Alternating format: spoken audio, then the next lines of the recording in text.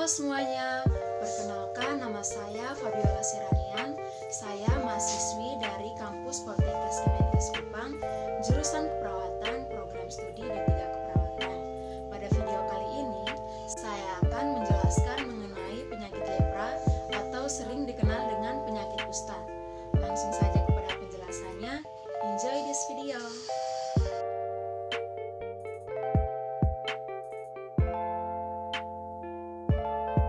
Penyakit kusta.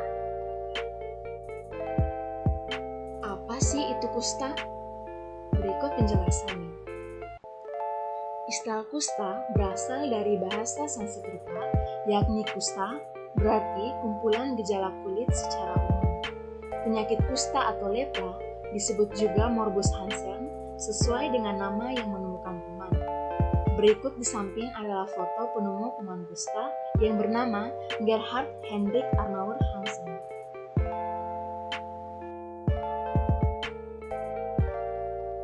Apa saja penyebab kusta?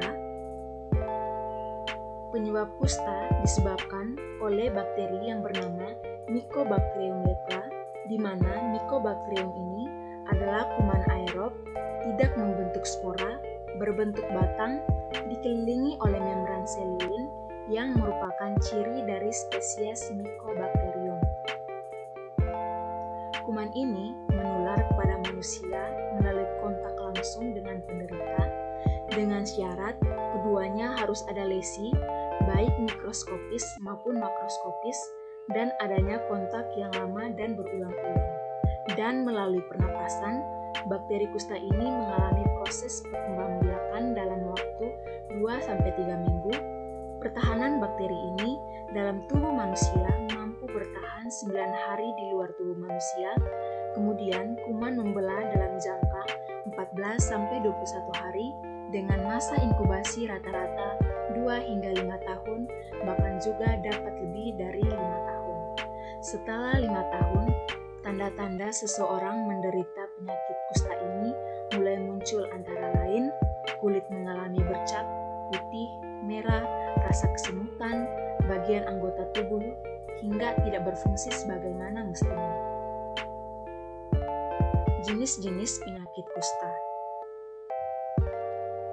Yang pertama, kusta tuberkuloid merupakan jenis kusta yang tidak menular karena kelainan kulitnya mengandung sedikit kuman dan membentuk radang granuloma tuberkel tanpa nekrolosis pertujuan yang menyebabkan kulit berwarna pucat dan mati rasa. Yang kedua, ada kusta lepramotosa. Jenis kusta satu ini adalah jenis kusta yang menular sebab dalam kulit yang terjejas mengandung banyak kuman. Dan yang ketiga, kusta multibasiler. Kusta multibasiler merupakan penyakit kusta dengan tingkat keparahan yang sedang dan tipe kusta yang sering ditemukan. Tanda dan gejala penyakit kusta. Yang pertama, gejala awalnya yaitu kurang rasa atau hilang rasa, tidak gatal, dan tidak ada rasa sakit. Gejala lanjutnya, mata tidak bisa menutup bahkan sampai buta, mati rasa pada telapak tangan, jari-jari kiting memendek dan putus-putus atau mutilasi, penderita merasa lunglai, dan mati rasa pada telapak kaki. Adapun gejala klinisnya, yaitu kehilangan perasaan, impetigo furfures, nevus anemicus, depigmentasi, tinea circinata, dan dermatomyositis.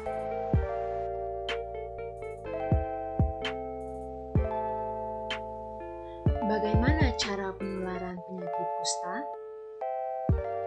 Yang pertama, penularan terjadi dari penderita kusta yang tidak diobati ke orang lain dengan kontak lama melalui pernafasan. Yang kedua, kontak langsung yang lama dan erat melalui kulit.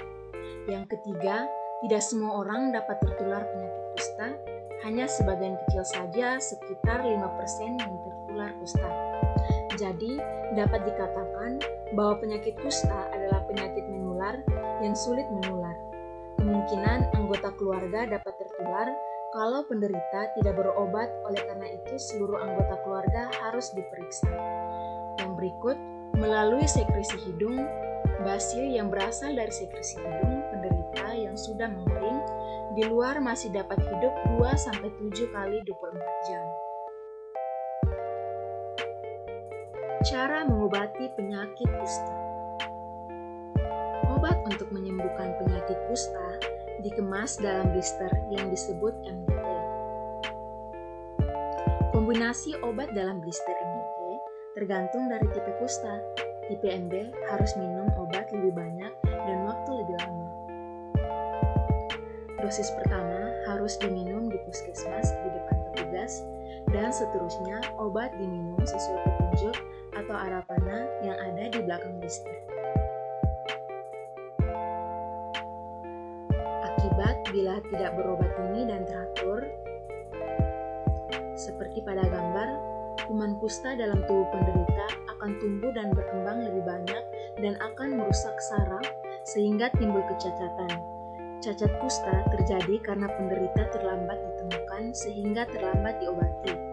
Jika timbul kecacatan, penderita akan kehilangan pendapatan karena tidak dapat bekerja. Dan cacat kusta adalah cacat akibat kuman kusta yang menyerang saraf penderita.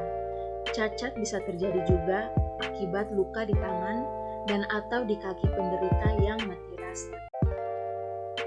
Berikut adalah pelaksanaan pencegahan dan pengandalian penyakit kusta dalam situasi pandemi COVID-19.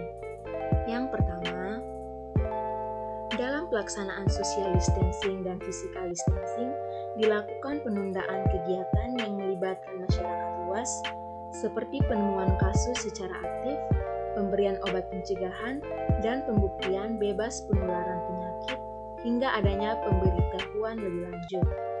Pelayanan penderita kusta di puskesmas yang bersifat individual, termasuk diagnosis dan tata laksana kasus, tetap dilanjutkan dengan memperhatikan keamanan petugas dan penderita kusta agar tidak tertular COVID-19. Yang kedua, pemberian obat MDT bagi penderita kusta dapat dilakukan untuk persediaan 2-3 bulan guna mengurangi frekuensi kedatangan penderita kusta ke fasilitas kesehatan. Yang ketiga, petugas kesehatan dapat memfasilitasi penderita kusta atau orang yang pernah mengalami kusta dan keluarganya untuk mendapat informasi tentang perlindungan diri dari infeksi COVID-19 dengan membuat sebuah grup komunikasi melalui dukungan teman sebaya.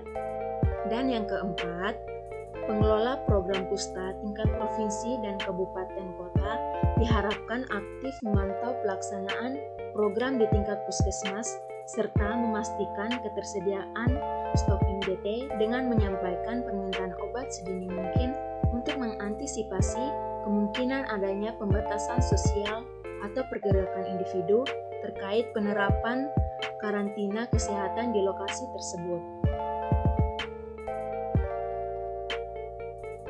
Mari kita buka wawasan, hapus stigma, hilangkan diskriminasi, bersama kita wujudkan Indonesia tanpa kusta.